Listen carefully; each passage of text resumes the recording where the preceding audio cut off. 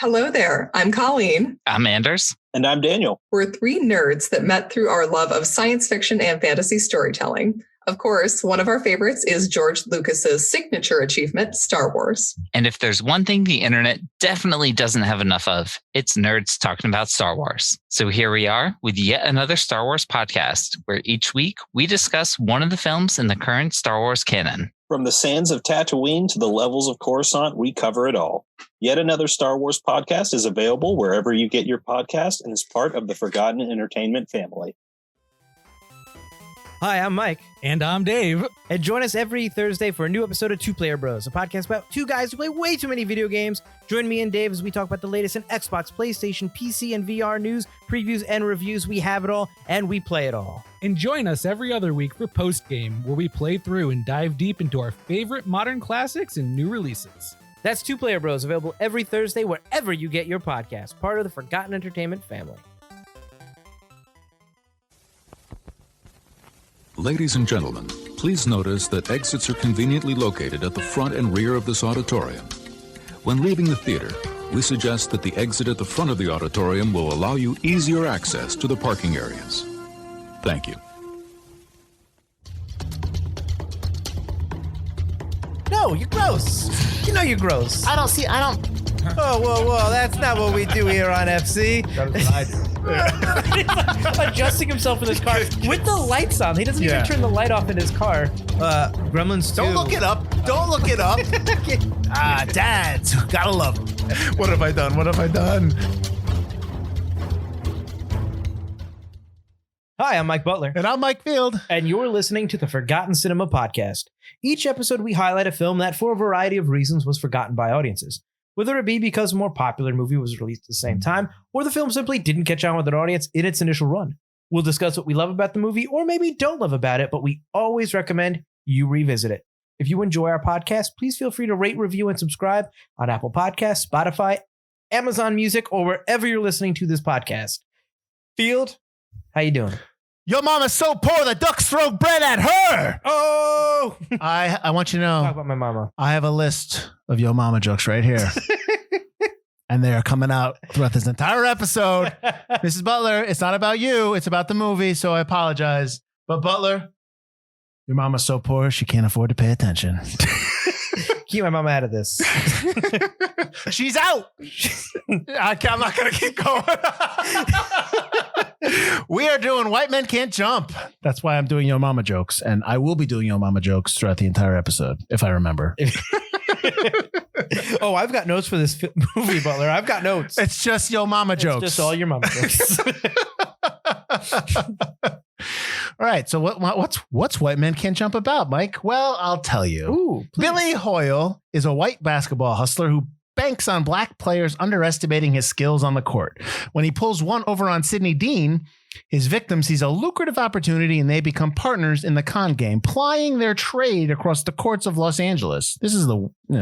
Meanwhile, this is the whitest. Yeah, I know. I was just going to say it. I was like, this is like some 58-year-old exec was like, can you write this for this new movie? Go, yeah, sure, no problem. Meanwhile, Billy has to keep one step ahead of mobsters to whom he owes money while staying on the good side of his Jeopardy-obsessed motor mouth, that real cool wife. I mean, give me a break. Yeah.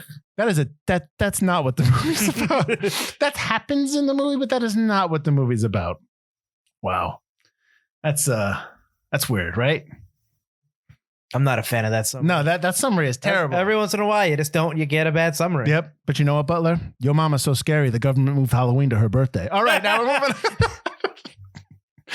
White Man Can't Jump has a runtime of 115 minutes. It's rated R. Shocker. Production budget of $31 million. Released on March 27th, 1992. I'm going to tell you right now, this should have been a summer film, but regardless. But that's kind of a spring movie. Opening weekend is at $15 million. Domestic 76. Worldwide 91. Big time hit. Production company and distributor was 20th Century Fox. And Ron Shelton will never work with them again, apparently. So this came out on the 27th up against two other sports-themed movies, which is really odd. Ladybugs, the Rodney Dangerfield coaching soccer with Jonathan Brand is pretending to be the woman, and The Cutting Edge, the ice skating movie with DB Sweeney. and Maura Kelly. Do you remember that? No, I do not know. Wow. So, wow, really? You don't remember the cutting edge? There's like 4 sequels. So DB Sweeney is like a hockey player. Okay. And he either gets cut or he can't do it anymore. And Maura Kelly's a figure skater and she needs a partner. And like they come together to become partners in love and partners on figure skating. Yeah, I know. I can't. I was 5 when that would have come I bet out, you so Elise had no knows. So I interest. bet you Elise has seen it. Probably. Okay. The week before, the 20th of March, you had Basic Instinct. I'm sure you've seen that movie, Butler. Yes. You disgusting pig. I watched it because it's a famous Yeah, movie. I'm sure you did. I don't I'm think sure that's exactly why you watched it. I'm not really big on what's her face. What, Sharon Stone? Sharon Stone, yeah. That's not why you watched it. We all know why you watched it. We all want a little Butler watched it. We don't know why. I watched it like 10 years ago because I had never seen it before. So that was a wide release on the 20th, and a limited release. You had Noises Off, which we've talked about before on the show, and Shadows and Fog. The 3rd of April, which is the week after this movie came out, you had Beethoven, the one of many Beethovens. That I've seen. Straight Talk, Rockadoodle.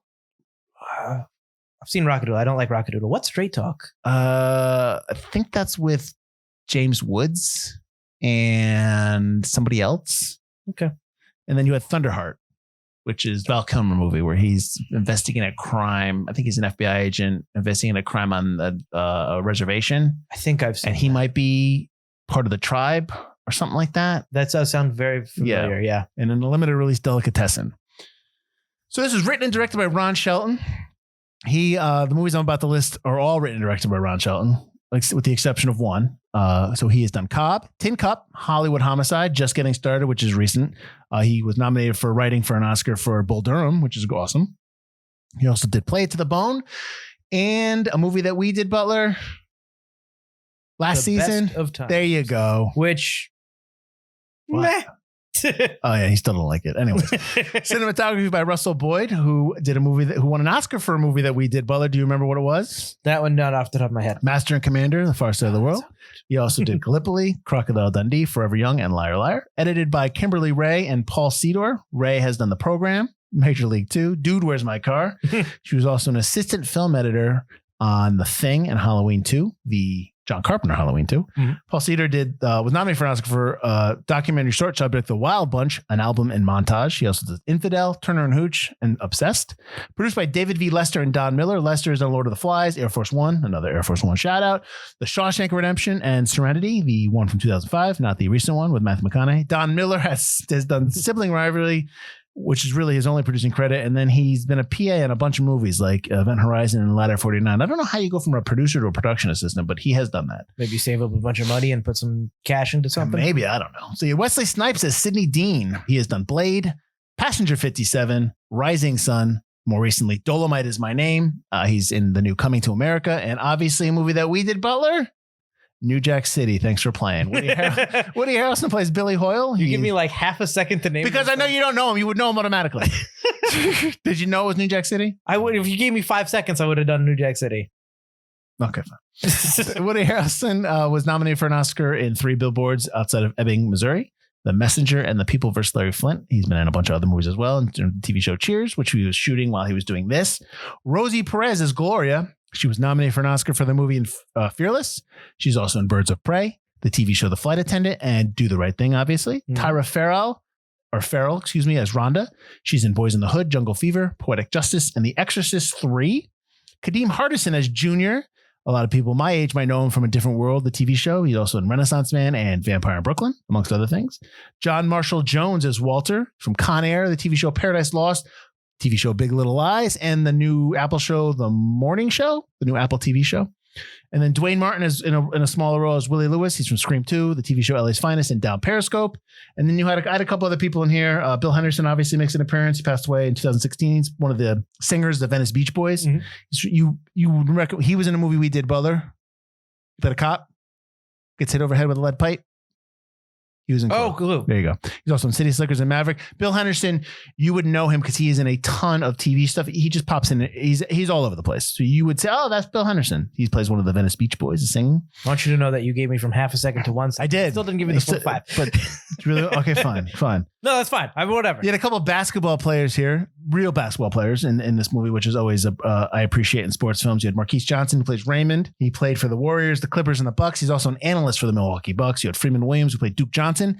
He was on the Clippers, the Hawks, the Jazz, and they're not called the Bullets anymore, but they used to be the Washington Bullets.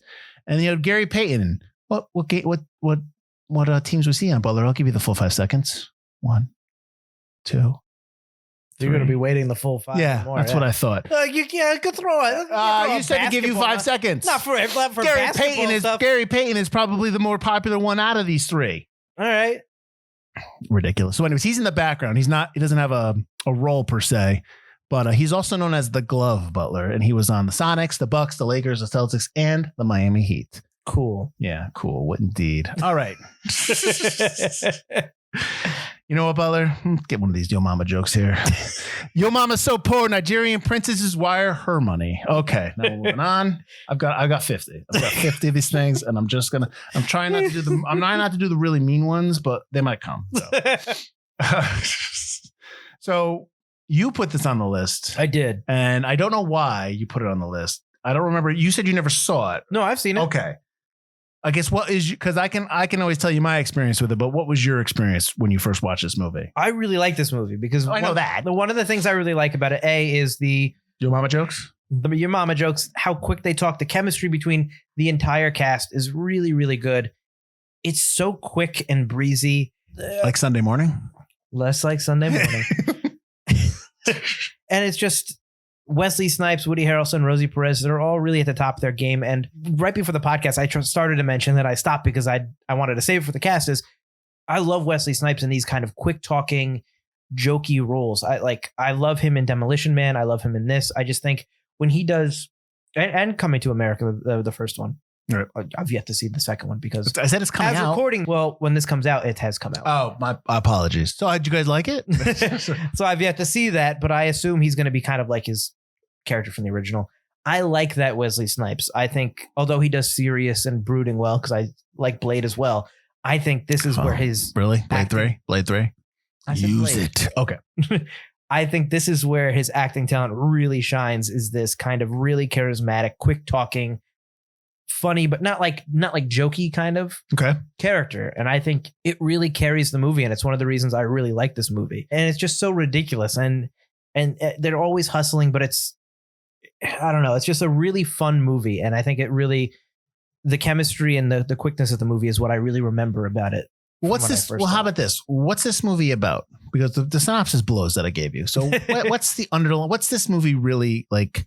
What's it about? You mean like the theme or just in general? What did you get from it? It doesn't. I'm not looking for some kind of like esoteric philosophy. I'm just saying, what's this movie about? I think this movie is about growing up in a little bit of a way, finding like what really matters to you. Yeah, I think that's kind characters. of it. Yeah, the characters themselves. Yeah, the characters are definitely more important than the story in this. Right. Well, the story is kind of the characters.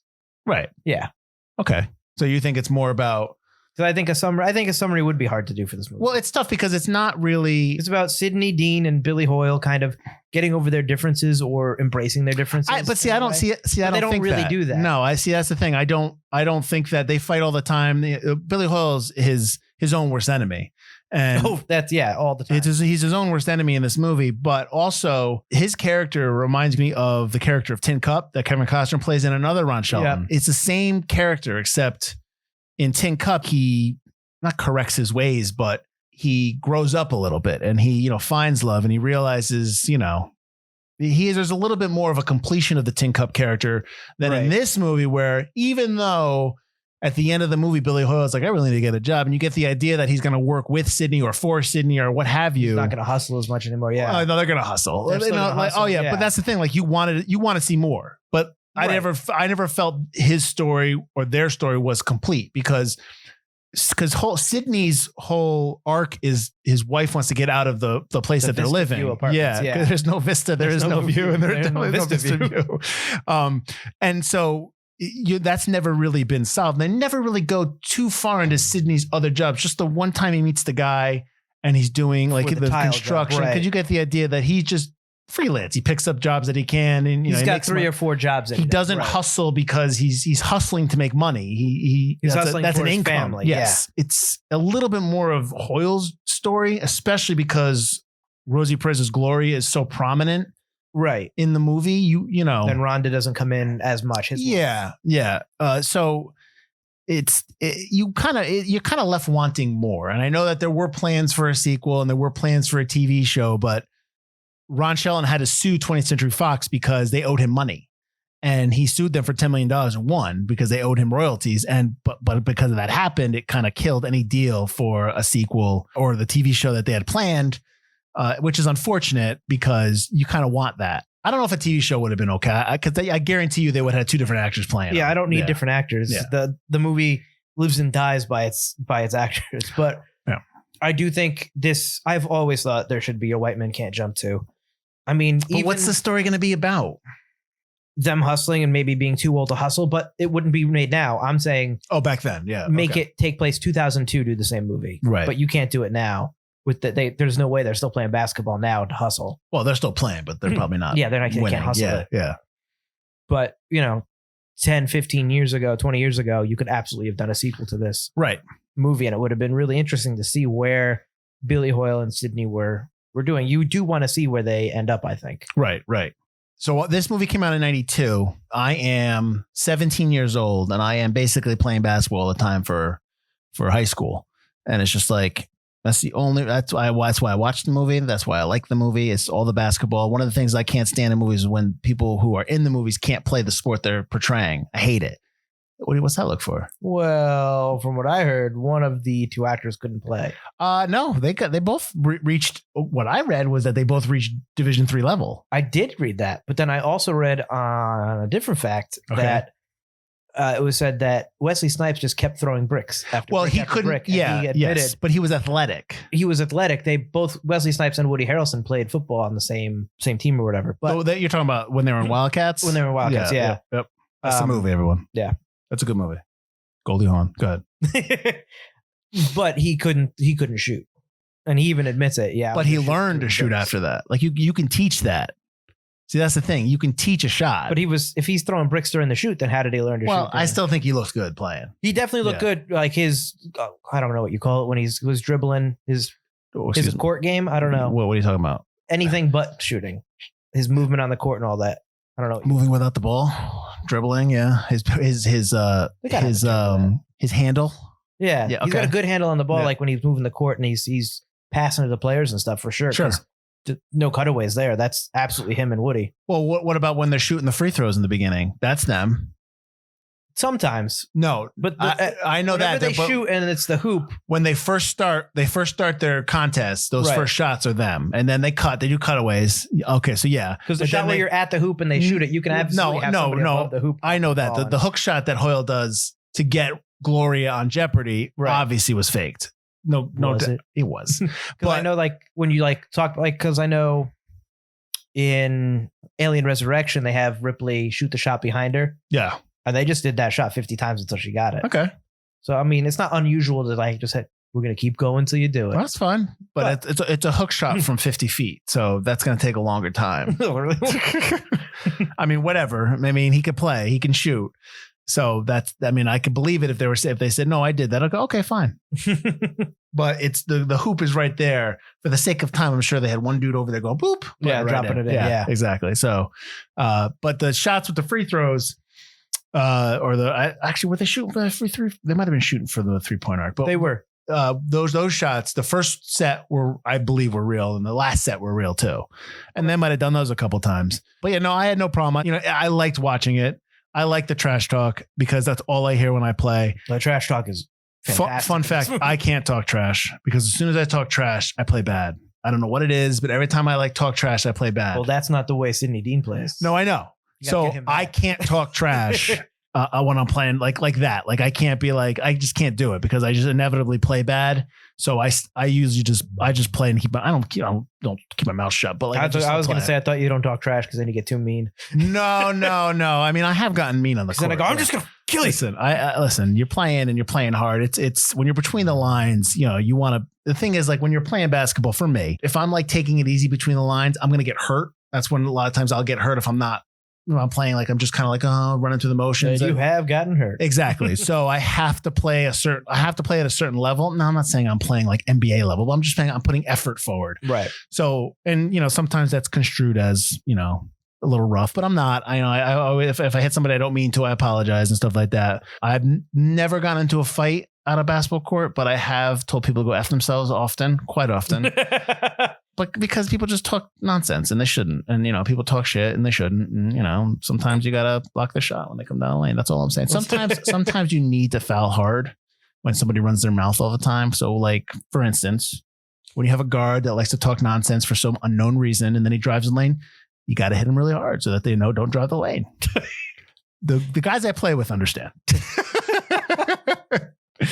But yeah, so I have been around the trash talk quite often. I just can't do it because it's my performance blows after that. So I just kind of, but you get used to it. It's fun. I haven't heard all the Yo Mama jokes, but yes, I have been around a lot of the trash talk. So I mean, the Yo Mama jokes seem to be really concentrated around like two characters. Well, the note that I have about the Yo Mama jokes is that they were really bad and they couldn't use them all because it would have been like NC-17. And like at some point everyone was competing and Ron Shelton was like, fine, come back tomorrow and bring your best Yo Mama jokes and we will just shoot them all. And everyone came back with like computer printouts and they had everything ready to go. So it was like, I mean, that's pretty funny. That's pretty cool. And the other thing I love about when they made this movie is that they played basketball all the time while making this movie just to kind of keep up and all day. Yeah. It's like, I don't hate that. I'd love to be on a movie set like that. Where you going? You're not doing, go play some hoop. All right. Yeah. All right. Yeah. Just have something fun to do. Yeah, exactly. But also to keep up your skills. Well, it's like Casino Royale because they were shooting in the casinos and stuff. Off shots, they would all gamble their wages for the day and play poker because it's part of your character and it's right there and it's fun to do. Right. And it's good for chemistry. That's possibly what really built the chemistry between all these different characters in this film, which is it's the main reason this film really works, I think.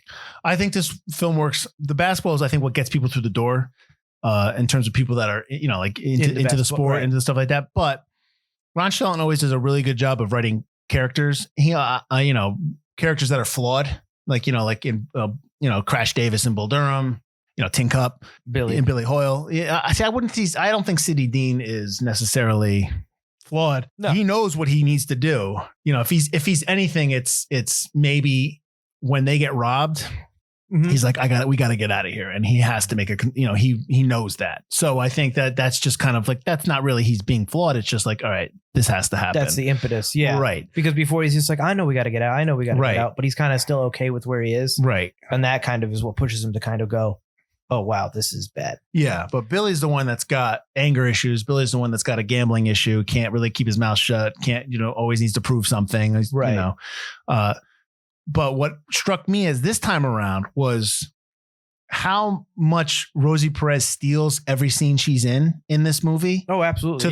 To the point where it's like, this is like, I can understand how she blew up after this. Like, I know they all blew up after this because Wesley Snipes wasn't really the Wesley Snipes that you know him now. But before this movie, Woody Harrelson was doing Cheers at the time. So this was kind of like, this was him becoming a movie star. Right. And then the Rosie Perez, her first movie was Do the Right Thing. Yes. And it's not a huge role, but she's memorable in that movie. She's really good in that, yeah. But this movie, it's like she is stealing scenes away from Woody Harrelson. And not that it was his scene to hold. It was her scene to take. Right. And she's really good, and to the point where it's like, she leaped from this movie. I'm surprised that I went and looked back at the nominees for Best Actress that year, Best Supporting Actress. This is the year that Marisa Tomei won in My Cousin Vinny. I was going to say, if Marisa Tomei could win and be nominated, this deserves as well. It's funny is that you look at the other four nominees, and it's Marisa Tomei, and the other four nominees are older women in like stuffy movies. It's you can only get one comedy one in there. So Rosie Perez, I could make a case for her being nominated for this movie. Oh, absolutely. Yeah. It's very similar character to Marisa Tomei's in terms of where she lies on the movie. Right. She doesn't have that moment at the end like Tomei does where she like kind of brings it home, but she has more of a personal relationship moment where she realizes that she has moved beyond Billy and she needs to grow up. Right. He's just going to bring her down, and she's got life goals, and Billy is still mired in nothing. Like he doesn't know what to do. That's one of the things I really like about this film is that Billy loses the girl. Yes. And he wins the girl back, and then he loses the girl forever. and that's how the movie ends. Or maybe in White Man Can't Jump 2, she comes back. No, I would see that. I would hope not. But I like that that's the character arc, is he needed to lose something to grow up, and he needed to lose something big. And he loses, the girl that he loves, the woman that, he got in bed with the mafia for. Yeah, I know. I didn't. They didn't really flesh that out too much. The Santino brothers? They just kind of the Stookie brothers. The Stookie brothers, right, as Rosie Perez, as she says, as Gloria says, Stookie brothers. There's a Stookie brothers that. Yeah, they don't really flesh that out too much. It's more just kind of like ticking clock, the bad guy element to kind of give Billy a reason why he's hustling. Right. They almost like to give both of them reasons why they're hustling. Sidney's hustling for his family. Billy's hustling because they're on the run and they owe money. Like that kind of thing. I feel like Billy would be hustling anyway. I don't know. You don't know why he dropped out of the college basketball scene though. He says it. Was it that game he had an injury. He couldn't. Was it an injury? Something like that. Right. Yeah. I couldn't remember. Do you know this is one of Stanley Kubrick's favorite movies? I read that. I was kind of surprised. Although it's a fantastic movie. It's fun. It's really fun. It is absolutely fun. That's why I put this on the list. It's just a lot of people now think of, I know that like it, and a lot of people know it. This is not a forgotten film. I think it's forgotten for people maybe. It's forgotten for people, I think, my age and definitely younger. And people who look at Wesley Snipes as, Blade or all these other action movies he's done. They don't look at these characters as their characters from White Men Can't Jump anymore. I know a lot of people are kind of rediscovering Cheers through, Netflix and stuff like that. But before Woody Harrelson started doing all these like True Detective and stuff like that, this is where he got his start in movies. And, Wesley Snipes, I'd love to put Demolition Man on the list, but it's absolutely not forgotten by anybody. Yeah. But this is the kind of character that I think both is what catapulted them to stardom. Well, I think with Woody Harrelson, this movie may put Woody on the movie map kind of thing. But the movie that made Woody Harrelson like, oh my God, he can do a lot of stuff is Natural Born Killers. Because Natural Born Killers is a year or so after this. Right. And that movie is messed up. But again, that's a different kind of person again. But what I'm saying is that movie shows that he can do more than just comedy. Right. You know what I mean? That movie's messed up. Which is like kind of what he started doing after this. I recommend watching Natural Born Killers. It is messed up, but it is good. And watch the unrated one. Because then you get to see the head on the steak. You get to see the head on the steak. You get to see Tommy Lee Jones' head on a steak. What's wrong with you, Mike? Do you think that this movie is a movie that is forgotten because obviously it deals with a white basketball player and a black basketball player, and it deals with racial undertones, but they're not laughed off. No. You know what I mean? And they're not joked, and they're different. There's a couple lines here and there to kind of, their differences, and they kind of, but it's within the character framework, and it never feels like a movie that you would cringe when you're watching it. You know what I mean? Like, but do you think that some people are afraid to go back to it now because of that? I don't. I'm just asking. I don't think so. I don't think they do anything they don't do anything like early 90s inappropriate. I don't think. Right. They don't. Anything they do is a give and take between both of them. Right. Both sides get it. And again, it's not the forefront of the movie. I mean, obviously the movie's White Men Can't Jump, but they take, sure.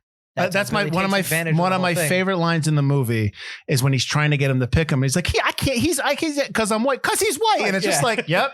But it's like, that's funny. That's hilarious. And he starts, he's a chump because of the way he dresses. Yes. And he's playing up to that. Stretching before they go. Right. See, that's the thing. Like, and I want to play b-ball. This is basketball. But basketball. That's that's why I really like, the reason why I like this movie is I've not gone down to Venice Beach and played go down and hustled, anything like that. But you when you play basketball, you play with all different types of people. But it does not matter, because when you're on the court and when you're on a team and you're playing together, it's about the team. And that's like, I try to instill that with my children, being social and being on a team. It's about that. But it's like, that really is absolutely number one true. It's like when you're it doesn't matter, like none of that stuff matters when you're on the court. All it is about your game. It doesn't matter about anything else. And that's why something like this is so necessary for people to understand how pivotal it is in terms of relationships and social relationships and people you meet and stuff like that. I think that's the conversations that these people have are conversations that people have all the time around the basketball court. Exactly. It's not anything that's right. And it's not hyped up or anything. It's just regular everyday conversations, which is why I don't think that's something that people won't come back to this movie. But which makes me like it even more because it's more honest and it's more, that's how life is. Correct. You know what I mean? Life is not like, we say this all the time. Life is not like it is online. It's not like a social media that is not how life works. I'm sorry. But then again, it's not. I wonder if those types of people don't watch this movie because the title's just called. That's what I'm saying. And they're like, oh, the title. And that's ridiculous. That's ignorant and that's stupid and that's ridiculous. And I would recommend anybody that likes comedy, that likes movies about relationships and that just likes well-written films and well-acted films. Like, this is a movie you should see. Don't be scared of the basketball and don't be scared of the title. But I can't teach people everything. So hold on a minute, Field. Yeah. So is this a movie that I put on the list that you actually like? Butler, your mama's teeth are so yellow when she smiles at traffic, it slows down. Is that a yes? Yeah, I told you knew I like this movie. And I told you that this is where the sound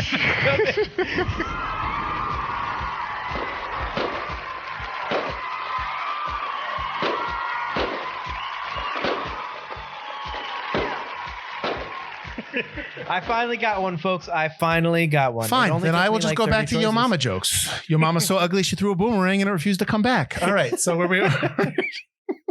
Do you like the look of the film? I don't have a problem with it. It's straight. This is a movie that I'm watching I'm not really focusing on the look, maybe. Gotcha. What do you in what reference do you mean? I really like the lightness to the movie, the almost like washed out look to it. Really bright and really hot. It's on the coast. It's on the coast in the summertime. I just really like that look to it. And obviously most of what they're shooting on is on Venice Beach. And you got the Jeopardy set. Yeah. But a lot of the rest is not like super iconic. It's just kind of like LA, but really kind of nothing that's like, ooh, this is LA. It's really like the smaller corners, obviously, some of the poorer sections of Los Angeles, but when he tells me he can't be out, I can't be out here at night. Crenshaw, I can't go to Crenshaw. I don't think white people are allowed in Crenshaw. Honey, please don't make me get off. I'm not getting off the bus. Please don't make me get off. I love when they're fighting and they stop fighting because they're watching the basketball game. That's just no, but I think the look fits. I mean, I knew it was 185 in terms of aspect ratio. This is not a movie that needs to be 239. No, it's. I know that you don't like the best of times, but this movie, I just want to use it as a reference because we talk about it. Okay. But the look of this movie matches the movie just as the look of the best of times matches the best of time. We talk about how it's a poor town, how it's it's right. That was one of the things we did. Yeah. Like I liked it. Right. That's what I would say that's the same. I think he does that well. Yes. What's weird is basketball is presented really well in this film, whereas football wasn't. He didn't direct that. Remember, it was directed by the Canadian director Roger Spottiswoode. That was the big concern. Yeah. No. Ron Shelton went the story so one of the moments in the movie where they're hustling their friend, the guy Raymond, which is funny. They're hustling each other, but they're all friends. Right. And I love the part when I'll get the money. He's going to bet 500 and he goes to rob the convenience store. He's like, Raymond, is that you? Get that gun down. He just puts the gun down on the floor. He's like, come on, let me borrow some money. He's like, how about I'll sell you this gun? There's some weird people out there worse than me. 500. 200, 275, 250. So he gets the money and then you're robbing me. And he gets hustled. And then he's like, no, screw this. I'm going to go get my other gun. I'm going to shoot everyone here. We're trying to stop him. I know. And they all run away. But like that. So there was a moment where Roger Shelton went down to the courts and they were locked up. And he asked, what happens? Like somebody shot somebody because they're arguing. And that's where he got the idea for this role, for that scene. I mean, but it's just like, it's funny. Like when Sydney and Billy see him again on the court because he's in the tournament. Yeah. Like, I thought he was still on parole. I kind of want. I found out that Nike made sneakers for this movie, and I kind of want them. Oh, really? Yeah. I couldn't find out what they look like, but I kind of want them now. I would wonder if they look like Billy's hat that he always wears. Oh, maybe because that's super 90s. And it's pretty much like the only thing that's constantly worn. But see, that hat that Billy wears reminds me of the hat that Marty wears in Back to the Future Part 2, the young Marty. It's a little less ridiculous. Yeah, it's similar. Yeah, with all the colors. Mm-hmm. So, did you know that they made 2 video games off this movie? 2? I knew they made one. They made one, but so they made the one game called White Man Can't Jump, which I watched a video on YouTube. Ugh, looks terrible. You could probably play it on that retro arcade. Maybe because it was made by High Voltage Software. Let's get Russell Lyman on this. And Atari was released only for Atari Jaguar. Oh, Yeah, Atari it looks terrible. But you like can push people like when they're shooting. It's so terrible. But anyways, but then there was a game called Jam It, which is street ball, and it was for SNES, Genesis, 3DO. Am I saying that right? Mm-hmm. MS DOS, and there's a team on there that has Billy and Sydney lookalike. So there's a team on there that you can play. So Jam It.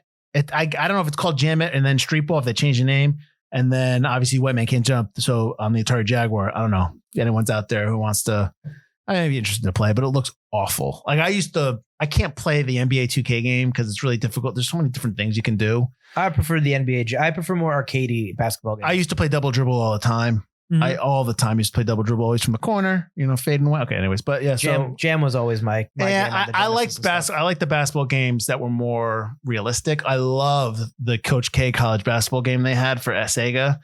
I don't know if I've ever played that. Well, one. you know what's funny is I have the Sega Genesis with the game upstairs. So Really? I actually have it, but I haven't. But I love the college game. And I'm like that EA Sports is coming back with the college football game. But regardless of that, so I don't like the basketball games that are unrealistic. Right. But still, I mean, it's still good to play them. Jam's not Jam It. super unrealistic. Oh, NBA Jam. NBA Jam. Yeah, but that's It does have that's the bonuses. arcadey that do- one where it you does can- get bonuses yeah. where it gets arcadey. Yeah. If you make 3 points, I think Right. you get the fireball, and then you're undefeatable. Mhm. That was always my favorite. So one of the things I wanted to ask you was, when do you think the hustle began of Sydney hustling Billy? Do you think that when he goes and so after Billy hustles them at the courts in Venice Beach and he follows him to his apartment, do you think that's where the hustle began?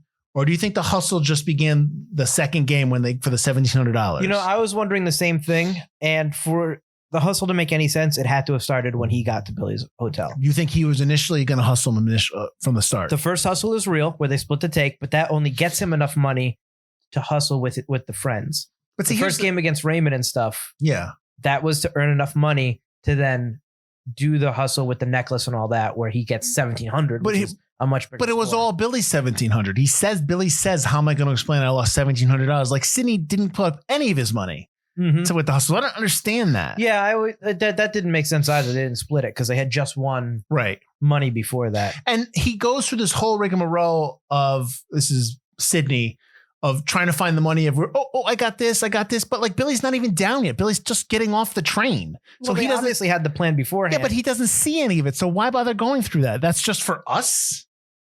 You know what I mean? Like that was more like, that felt like more for the audience to trick us than it was to trick Billy, which I don't really. But maybe it's also for the crowd.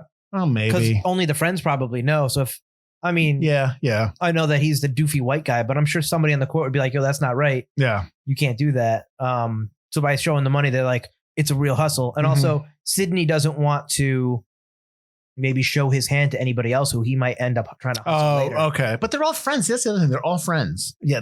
You know what I mean? Right. But yeah. So I think this is the biggest hustle Sydney's probably played against anybody. Right. In terms of the people he usually plays against. Mhm. Meanwhile, Billy just kind of bounces around when people find out about his hustle. Well, you get the idea that, or you get the sense that Billy and Gloria have been on the run for maybe a couple months now. And that he's hustling. He said he's hustled in Brooklyn. He's hustled in Jersey. So he's hustled on his own, but now they owe, because he was supposed to throw a game. Yeah, I don't know. But the game, it was a game that the Stuckey brothers were betting on. And then Billy, Billy couldn't take it. So he won the game. Right. And then he cost them money. And then, of course, mullets and trench coats equals bad guys. And there you see the Stuckey brothers walking in. But was it just a regular pickup game, or was it like a tournament game like they play?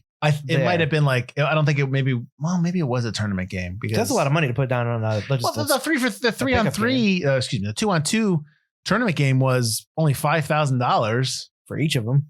No, they split that. Oh, was it 2,500? Yeah. Okay. Yeah, because that's what he bets on. I'll put your half of the 5,000 up. I can dunk the whole dunk scene. Did you like that scene?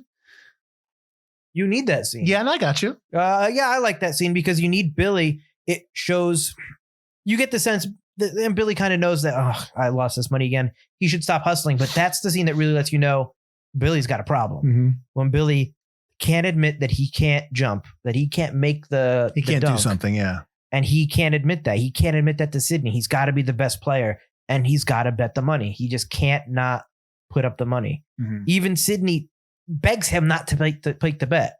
And I don't think that's Sydney playing Billy at this point. That's literally Billy being his own worst enemy. And that's where you finally get like Billy's got a problem. But see, then you have at the end when she wins Jeopardy, when Gloria wins Jeopardy, and she gives Billy $2,000 to go buy himself a nice suit to get a job. He doesn't want it. But I know, but Sydney goes to him again and says like, "Hey, listen, we can beat these guys." And then he knows he's asking him something that Billy should say no to, but yet he's still asking him. Because Sydney's in a bad, that's right. Because Sydney's got no other choice. And I didn't like that Sydney never brings that up to Gloria. That Sydney never admits it. Like, that's not Sydney's character. He's not Billy. Yeah. Sydney should be the guy that admits, I got robbed. Listen, I got to get out of my thing. I need this $5,000. We lost everything. Right. Gloria, I need Billy to play this game. Gloria maybe would have been more because if he says that, then you're not going to have the ending you have. Right. So so it's just convenient that he says nothing and stands there. Yeah. Well, that's the other thing too. Like he likes Billy. He doesn't want to take his money, but yet he still does. You know what I mean? Like he won't not do it. He's not going to stop you from making a fool out of yourself, where he's not going to stop Billy from losing Gloria because it's going to serve his own gains. You know what I mean? He needs to serve. I get you. He does anything he can for his wife and child, but I think that's a moment where he could get both and not hurt Billy. Mm-hmm. And by staying silent, he hurts Billy just for the sake of the story. Right. And I didn't think that worked within Sydney's character, because by then they were kind of a team again. Yeah. Do you think that the scene where Sydney comes back to the apartment with Rhonda and finds the apartment broken into, do you think that should have been a little earlier? Well, it kind of gives Sydney the impetus to not to hustle Billy for 17, because that came before that. No, what is it? It doesn't give him. What does it give him? He just goes and gets Hobbs and something. The two classic guys. No, he goes that gets him to get Billy to do the tournament. No, that comes after the tournament. Does it really? He goes Hobbs and Shaw. Hobbs and Shaw is the movie. Obviously, I can't remember the name of the two guys, but the two like the two old school hustlers.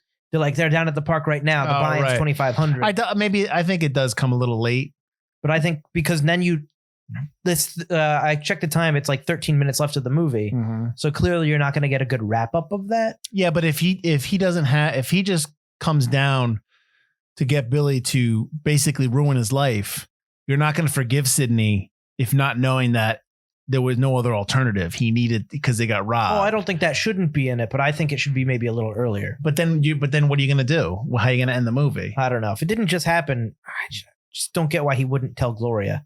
That's the only thing. I get why you want to end the movie the way you want to end the movie. But right. I think that adds a whole nother story element that's very important and very dramatic that never gets wrapped up. It's just like this terrible thing happens. All his fish are dead. I kind of wanted them to. I wanted to see Sydney and his family in the new house. Yeah, that's what I'm saying. I mean? Yeah. I wanted to see something maybe where he was still hemming and hawing about putting a down payment on the house, or maybe they did and he needed to come up with the first rent and last rent, because they were renting the house clearly, because he says that first, last, and damages. Right. Right. I wanted to see maybe him trying to get that money, and then maybe he was hemming and hawing, but then maybe something happens where either they're threatened or there's break-ins or somebody gets broke. Maybe their neighbor gets broken in. I don't know. But them to lose everything is kind of tough, because he now needs that money to replace everything, and then go rent a new house. So the house stops becoming the goal to attain it just because we need more money because we lost all of our stuff. Exactly. I don't know. I mean, it's a choice that they made. I don't really necessarily not like it. It's just, I think it just, because you already have the house thing, it just adds this sadness to the end of the movie that doesn't need to be there. You've already got the impetus of we need to move out. This movie needed a sequel. This movie needed more stuff, because you've gotten a glimpse of the characters, the flawed characters, but with Billy losing Gloria, you really don't really think that Billy has learned his lesson just yet. And Sydney doesn't really have any internal struggles to learn, right? Like not necessarily that he needs it, but all of his struggles are external. Sydney is presented as somebody who has a good head on his shoulders. He knows what he's good at. Maybe, but there's nothing like, pick one thing. His wife doesn't give him a hard time to make sure that, he gets a real job, like nothing like that. Because he's got 5 jobs. No, I know. He's hustling. Many jobs. Right. So maybe if you did a sequel, you give Sydney more of an internal struggle where it's maybe his wife is sick and tired of the hustling and stuff like that, and he has to go straight, Right. like something like that. He has to stop playing basketball for money. He's putting off like maybe 5 construction jobs. Or whatever Right. to do Yeah. this. Like maybe he doesn't want to be like a 9-to-5 or whatever. But this movie is so good because the jokes are funny. The you root for them playing basketball. You root for them to win. Rosie Perez steals the show. Rosie Perez, every scene she's in is great. I love the Jeopardy thing. It was like foods that start with the letter Q. And it's like, she knows 7 foods. But like this movie, it's I don't want to say maybe it's iconic, but it's definitely one of those movies that comes out at a good time because, name me another movie that highlights the Venice Beach basketball area in terms of what goes on down. You know what I mean? Like it's it's never highlighted. There's a lot of basketball movies out there. Not enough, if you ask me, but there's still, I think there's still a market for like those types of films, those movies like that take place. Like people are just playing basketball, not because it's always a college or high school basketball thing. Right. It's never like the street ball for the most part. There might be a couple, but like Love and Basketball was good. It followed 2 characters who came up in college, met, fell in love. They both had different career paths. Right. And that's actually a really good movie that has basketball as an element, but it's not just about basketball. I'm trying to think of like Blue Chips is okay. Blue Chips Blue Chips' big thing was that like Shaquille O'Neal was in it and Anthony Hardaway was in it, and they were just basically one of the stupid Cornhusker dude. The farm guy's like, I want a duffel bag of cash right in front of my, like stuff like that. Like it's Nick Nolte, kowtowing to buying players so that he can get a championship. That kind of stuff. That was okay. I equate Blue Chips with the movie The Program, which was kind of the same thing, where James Conner's playing the coach of the football team. Finding Forrester. Yeah, He Got Game I liked. He Got Game's a good one, but there isn't. Like I'm sitting here trying to think of none of these are street ball movies. But He Got Game's a little bit of a street ball because Denzel Washington's background is street ball. He wants to, but he's also it's almost like a father trying to make money off of his son, and there's that father-son relationship. And you also had Ray Allen in there as a son, so he's not really an actor. He's somebody who plays. So you have to, you're relying on a non-actor to kind of deliver. It's the Spike Lee movies. You want a little bit more of a meatier substance. Yeah, I guess. But yeah, there's not a lot of basketball movies. Maybe because I like basketball and I play basketball, and whenever this quarantine's over, I'm gonna be playing basketball a lot. I think there's a lot of basketball movies, just not a lot of basketball movies like this. Oh, that they're good. No, I got you. That covered this kind of area of basketball, the hustling, the street ball kind of thing. Yes. Yeah. Which is interesting because I think basketball is the one sport that everyone's played a pickup game. Everyone's played a game of basketball outside with their friends. It's like, it's not. Yeah, but if you're not good at it, nobody wants to play with you. I get it. You're tall and you're good at basketball. That's not the point. That's not my point is everyone's played. Not everyone can just go out on a field and play baseball. There's not a baseball, like I'm going to just play a pickup game of baseball in the middle of the field in New York City or something all the time. I guess. I mean, I understand what you're saying. Like football and stuff like that. But basketball is something everybody gets, that everyone has played a game outside. And you can go down to the court and shoot because there's a court by you. Exactly. I get it. But right. There's not a lot of movies about that. Right. This is. Yeah. Which is good. Yeah. I like basketball. You know that. I know you like basketball. Which is why I chose White Men Can't Jump. Butler. As a gimme. Butler. No, I'm just kidding. Your mama's so depressing. Blues singers come to visit her when they get writer's block. Oh. Did you know screwing is for carpenters? You didn't like that? I didn't like that line. I don't think I like the lines. I don't like the word screw either. Oh, really? Well, you like Gloria? Here's the thing. I didn't realize you wrote a song. I remember him singing the song in the back room, but I didn't remember that turning into the song that they're making love to in the hotel. So I'm listening to it going, all right. And then the song, all of a sudden the lyrics go, and I'm like, wait, this is the full song done like professionally.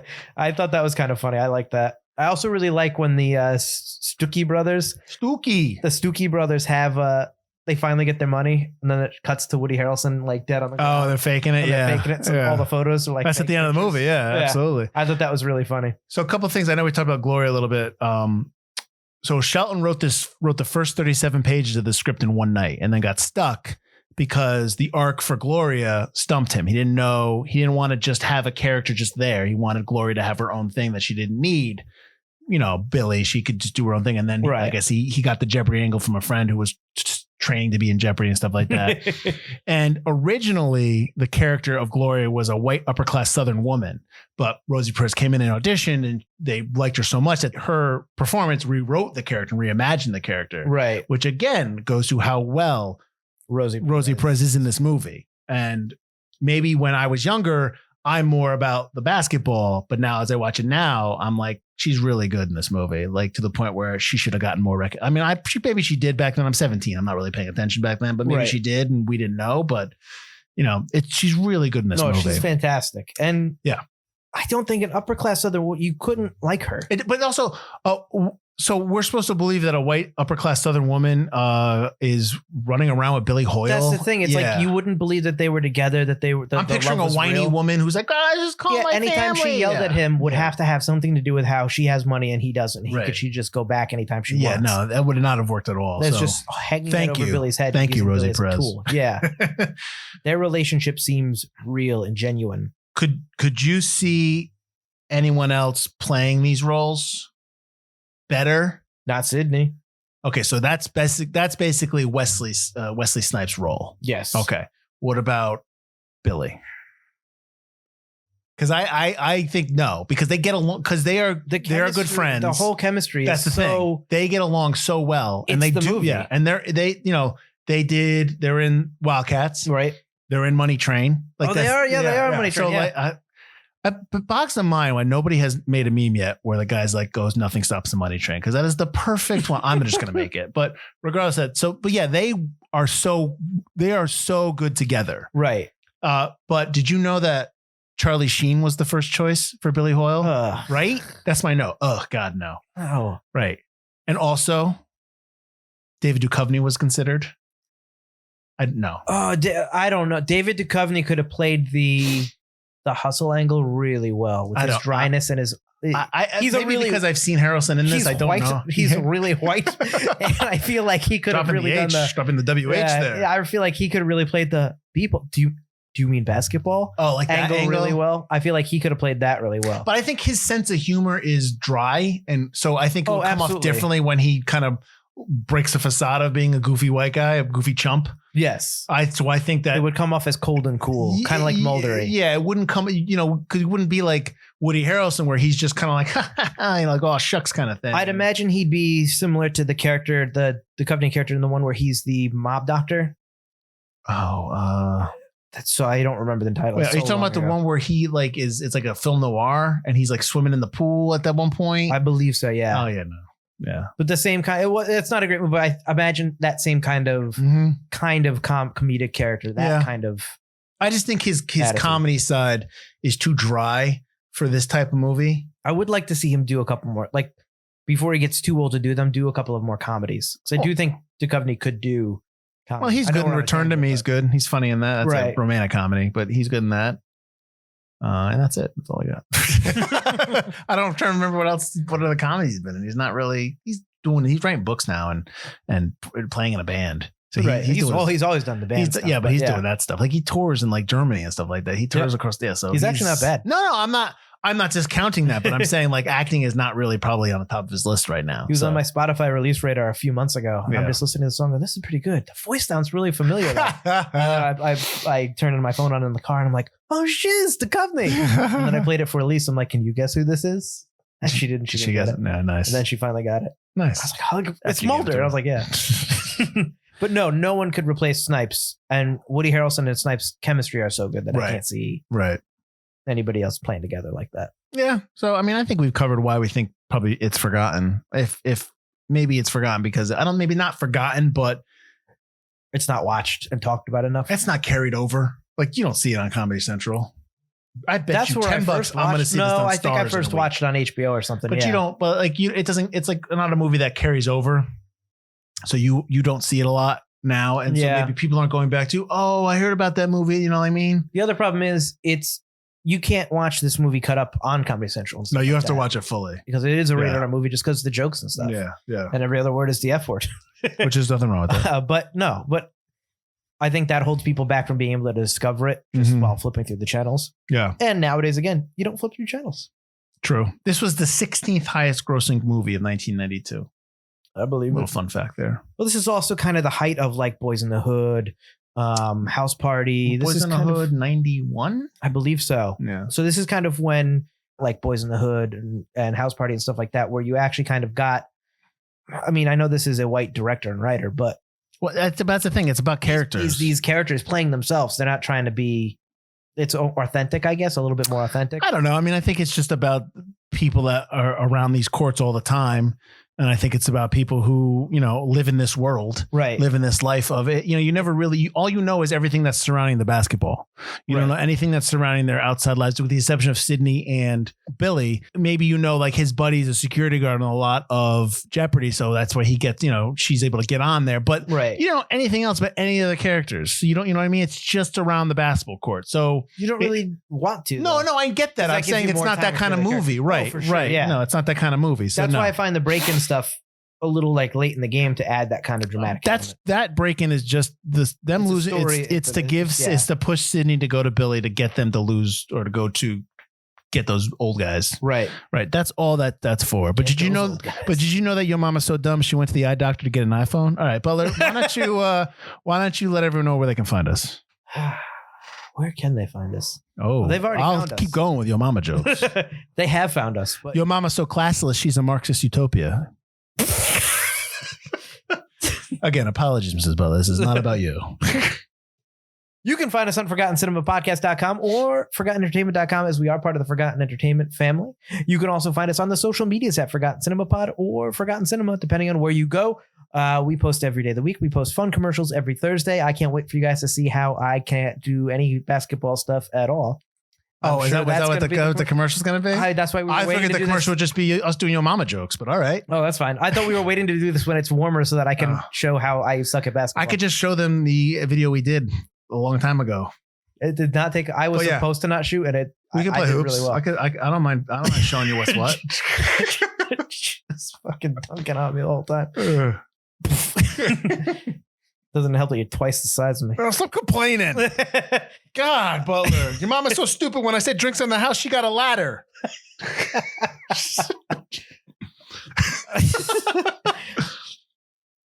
Anyway, that's where you can find us. I don't remember where I left off. Rate, review, and subscribe. Your mama's so stupid it took her 2 hours to watch 60 Minutes. So dumb. Again, Mrs. Butler, I apologize. It's not about you. All right. Well, I'm done with your mama jokes, although I can keep going. I can keep going, Butler, but I won't. She's out. She's out. She's out. Don't start. When do you want me to bring her back? Why are you talking about your mom like that? That's gross. Again, this is not about you, Mrs. Butler. This is just about making fun of Butler.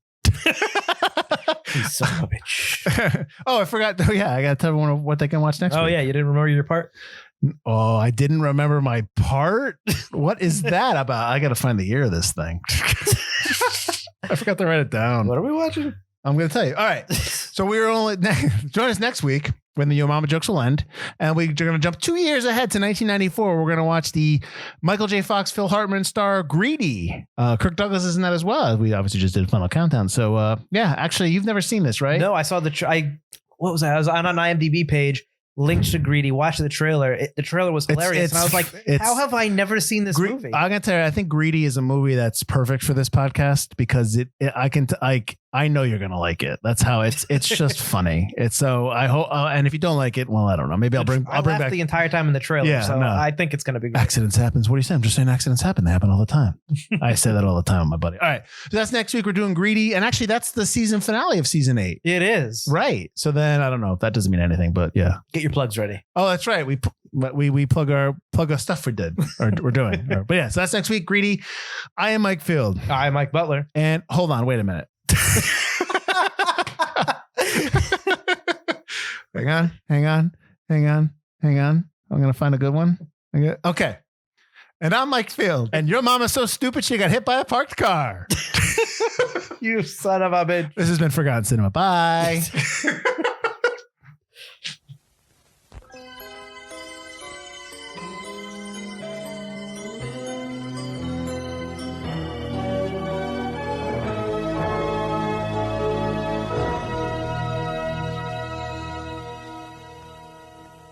Come on, that's funny.